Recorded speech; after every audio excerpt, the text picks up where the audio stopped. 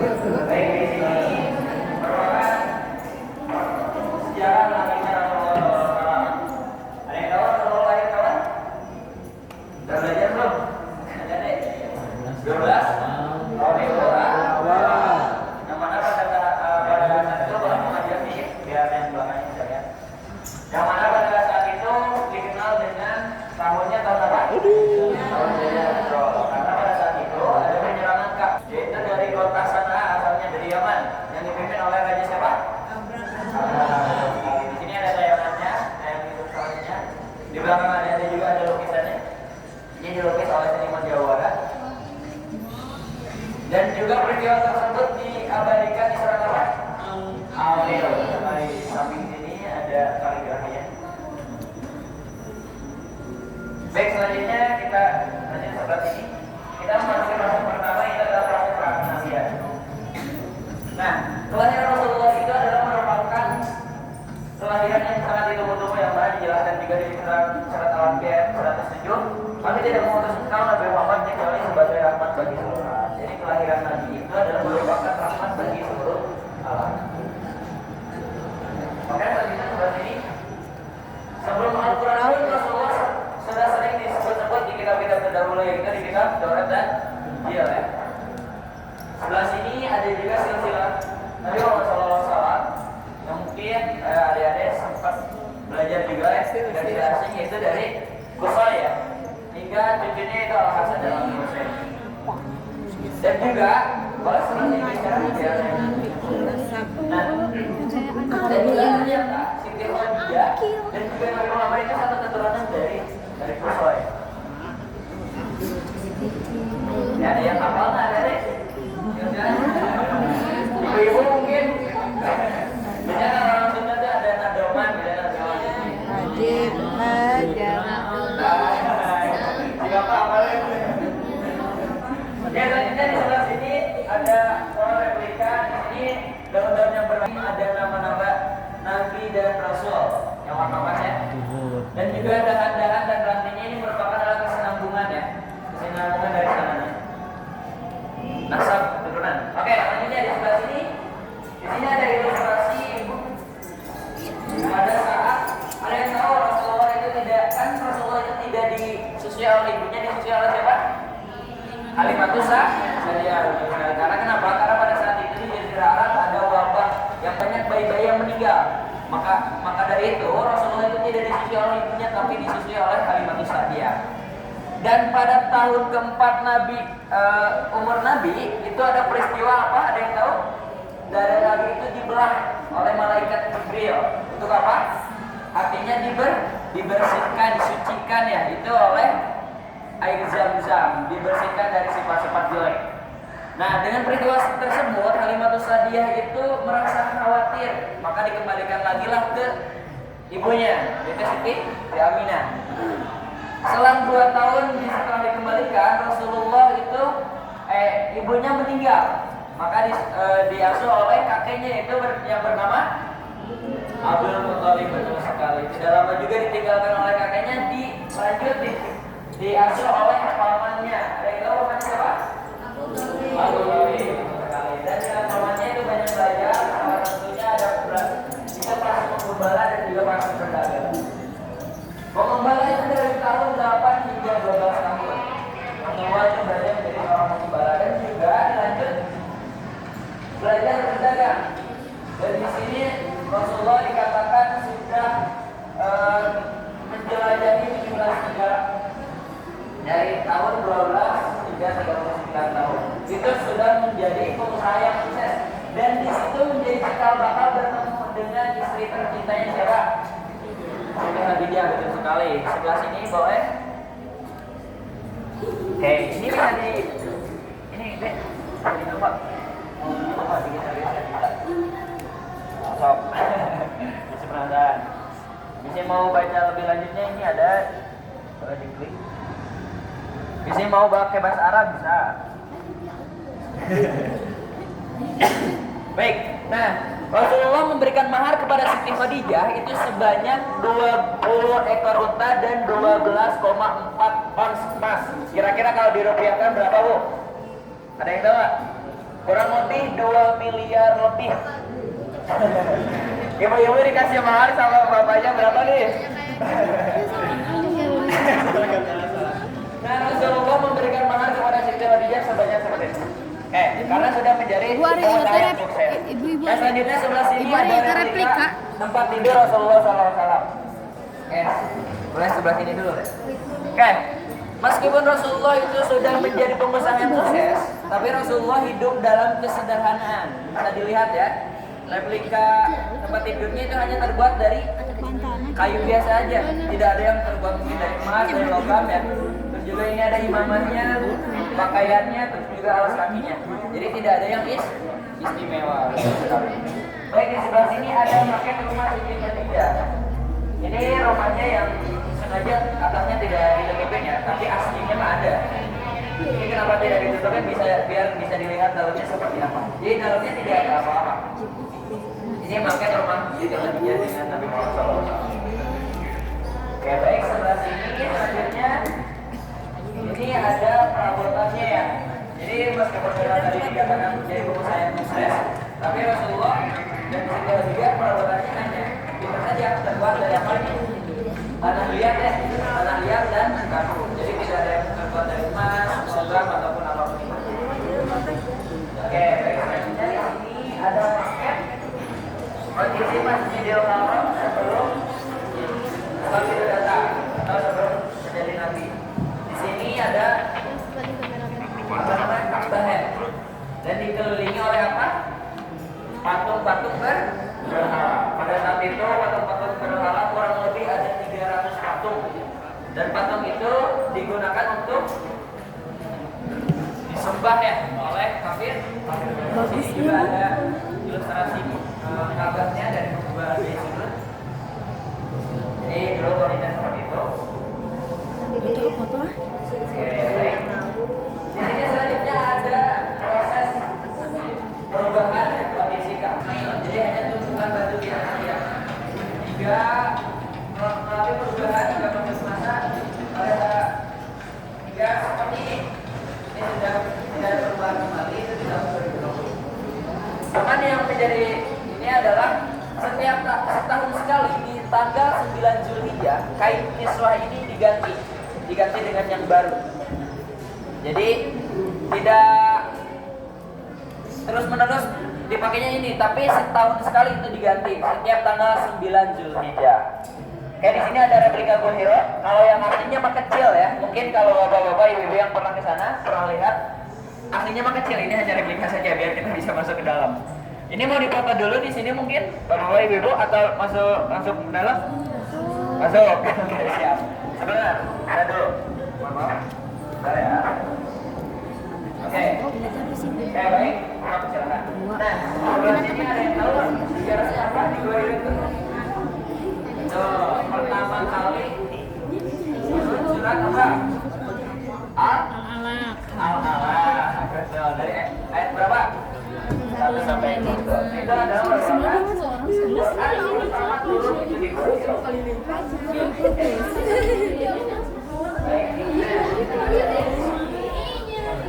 Ini kondisi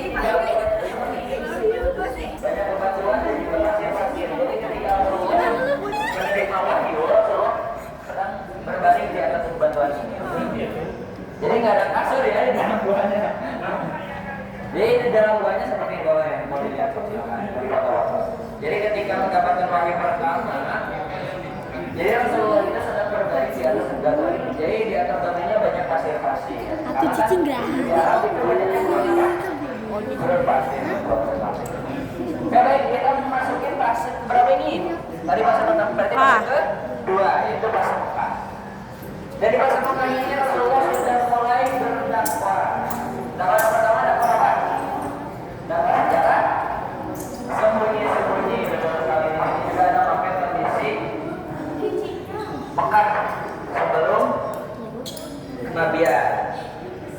Nah, karena pada saat itu dakwahnya secara sembunyi-sembunyi, Rasulullah itu dakwahnya di balik bukit-bukit, di rumah-rumah, di antar saudaranya gitu. Itu selama 3 tahun. Jadi dakwah secara sembunyi-sembunyi selama 3 tahun, silakan. Dan terkumpullah 40 orang pertama yang masuk Islam. 10 diantaranya disebut as-sabiqunal awwalun. Oke, pernah dengar deh? Nah dong. Pernah ya? As-sabiqunal awwalun, 10 orang pertama yang masuk Islam. Di antaranya salah satunya adalah istri Nabi Muhammad SAW, itu Siti Khadijah. Dan 9 diantaranya adalah para sahabatnya.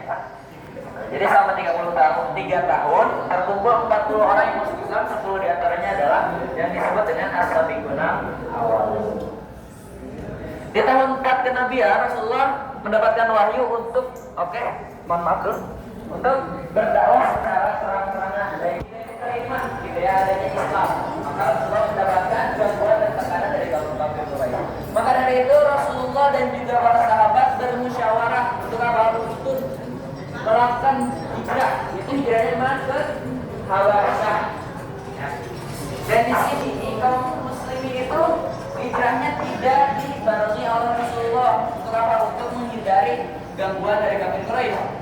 Nah, dan kaum muslimin itu dibagi menjadi 2 gelombang. Gelombang yang pertama itu dipimpin oleh Utsman bin Affan. Dan gelombang yang kedua itu dipimpin oleh Ja'far bin Abi Thalib. Nah, ini adalah hijrah pertama ke Habasyah yang tidak dibarengi oleh Rasulullah SAW. Baik, mohon maaf ya. Oke, kita lanjutkan sebelah sini. Kenapa? Karena pada saat itu Rasulullah itu ditinggalkan oleh pamannya, yaitu adalah Abu Thalib, yang mana yang mengasuhnya pas waktu kecil ya. Dan juga yang kedua, Rasulullah itu ditinggalkan oleh istri tercintanya, yaitu Siti Khadijah. Tadi coba siapa? Siti Khadijah. Nah, di sini setelah ditinggalkan oleh pamannya, Rasulullah juga ditinggalkan oleh istri tercintanya. Dan di sini Siti Khadijah itu meninggalnya di atas pangkuan Nabi, dan ketika Siti Khadijah meninggal, Rasulullah membacakan doa ini. Doanya bisa mau dihafalin, ini doa yang dibacakan oleh Nabi ketika Siti Khadijah wafat di pangkuan Nabi. Dan Siti Khadijah itu merupakan istri terbaik yang mana dijelaskan di hadis Bukhari ya. Wanita terbaik yang pernah ada ialah Maryam binti Imran dan Khadijah. Nah, pada kesedihan ini Allah itu memberikan hadiah kepada Nabi Muhammad SAW, itu berupa perjalanan malam. Disebut apa? Nah, betul sekali. Nah, nanti di sebelah sana, mohon maaf. Di belakang aja ya. Naik. Belakang deh. Ibu-ibunya di belakang ya. Boleh duduk ya, Dek? Langsung duduk.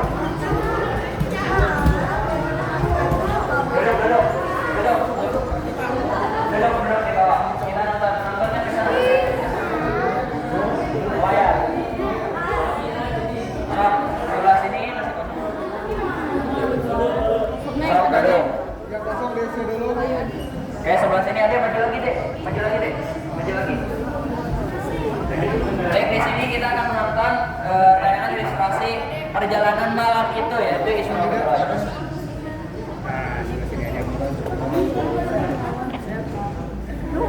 Silakan. Baik, silakan adik-adik coba perhatikan.